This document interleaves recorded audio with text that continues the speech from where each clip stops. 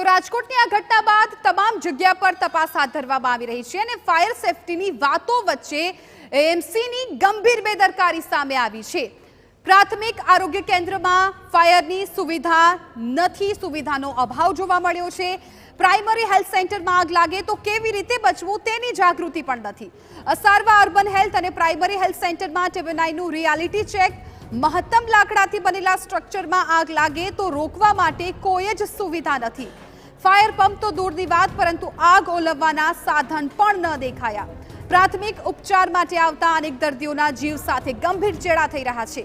બાંધકામમાં લાકડા અને પ્લાસ્ટિક મટીરીયલ સહિત અનેક કાગળના દસ્તાવેજો જોવા મળ્યા। જો સામાન્ય આગ લાગે તો પણ અનેક લોકોના જીવ જોખમમાં મુકાઈ શકે તેવી સ્થિતિ ત્યાં જોવા મળી છે। રાજકોટના અગ્નિકાંડ બાદ પણ એએમસી ઘોર નિંદ્રામાં જોવા મળ્યું છે।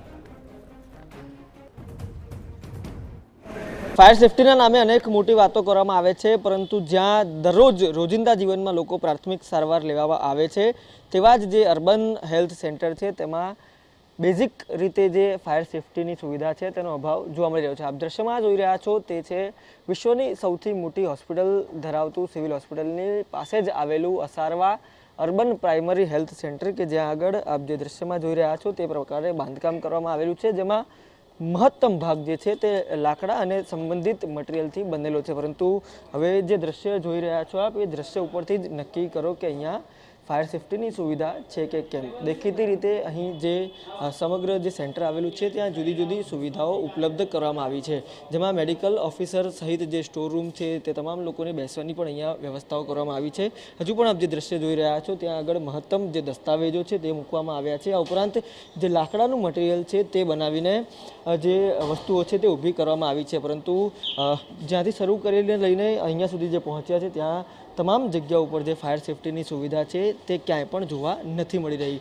ન તો જે સિંગલ ફાયર એક્સ્ટિંગ્વિશર છે તે જોવા મળી રહ્યા, પરંતુ ટીવી9ની ટીમ અહીંયા પહોંચતા એવો દાવો તો જરૂરથી કરવામાં આવ્યો કે અમારી પાસે લાયસન્સ સહિતની જે તમામ વસ્તુઓ છે તે ઉપલબ્ધ છે, પરંતુ દેખીતી રીતે અહીંયા ક્યાંય પણ જે તમામ સુવિધાઓ છે તે જોવા મળી નથી રહી। આ જ પ્રકારે જ્યારે બનાવો બને છે ત્યારબાદ જે તંત્ર છે તે જાગે છે, પરંતુ પહેલાં તો પોકળ દાવાઓ, મોટા દાવાઓ કરવામાં આવે છે કે તમામ જે પ્રક્રિયાઓ છે તે પૂર્ણ કરી દેવામાં આવી હોય છે, પરંતુ જ્યારે હકીકત ચકાસવા માટે બધા નીકળે છે ત્યારે આવી જ પોલમપોલ બહાર આવે છે, જેવી પોલમપોલ અત્યારે આપ અસારવા પ્રાઇમરી હેલ્થ સેન્ટર પરથી જોઈ રહ્યા છો।